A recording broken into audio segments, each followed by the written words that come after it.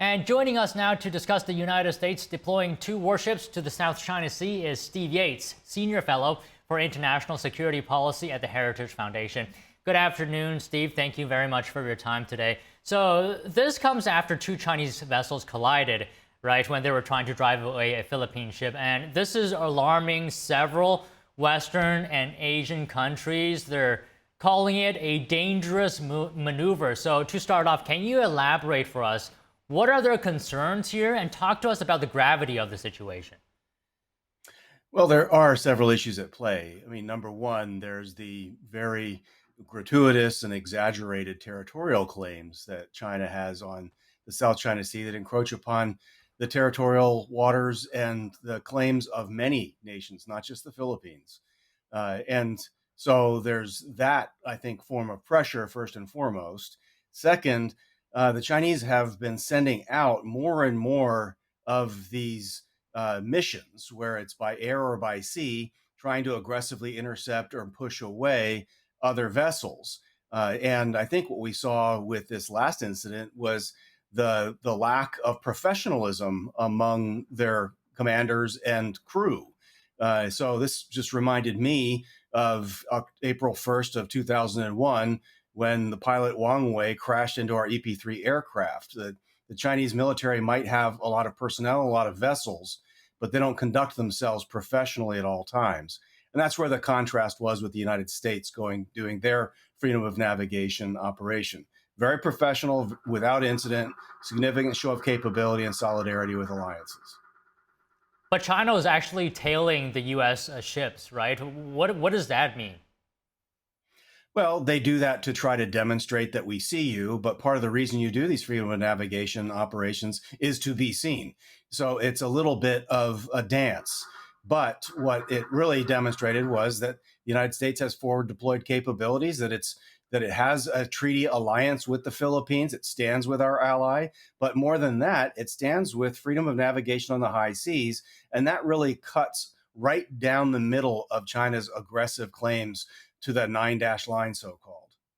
Okay, can you talk to us about the legal status of the Scarborough Shoal? Because you mentioned the 9-dash line, right? How does those two conflict? Well, the Scarborough Shoal was Philippine territory. The Chinese had taken control of it, and so that was actually an act of military aggression. Some would say an act of war. But first and foremost, we have what are widely accepted standards of certain distances from shore that are international waters, and that any nation conducting themselves in a responsible way should have safe passage. That's what our entire trade system depends upon, not just our security alliances. And so the quantity of the world trade going on the ocean surface through this area is quite significant.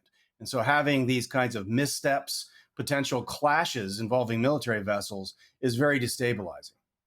I think relevant to our discussion today is China's use of gray zone tactics as it relates to the South China Sea. And would you mind explaining for us what those tactics involve?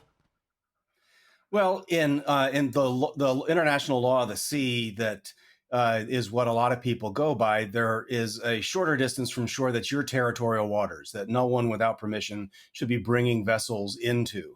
Extending many more miles into the sea would be exclusive economic zones. When you have territories that could be close together, you might have overlapping exclusive economic zones.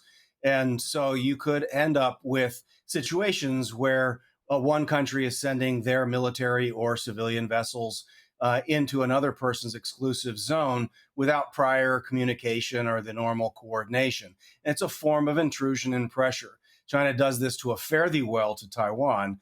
It's literally in the hundreds, if not thousands, in the last year or so. And they've increasingly been doing it around the perimeter of the South China Sea, which is the expansive claim of China extending their sovereign territory all the way down to almost Indonesia. And as you alluded to a number of times, this isn't an isolated event, right? It follows years of water cannon use, ramming. What is the level of concern that you have that China's actions could spark an accidental conflict, for example, or a more serious confrontation? Well, it's really the lack of responsibility and professionalism first and foremost, and of course, very coincident with that is just the irresponsibility. This is not a good neighborly way of behaving.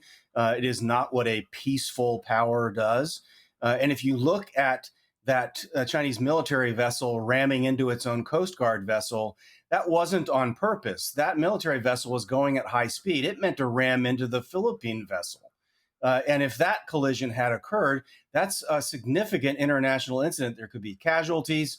It causes a whole lot of questions to come to the fore about potential military engagement, the invocation of the U.S. Philippine Defense Treaty, a whole host of things. So fundamentally, this is very irresponsible behavior.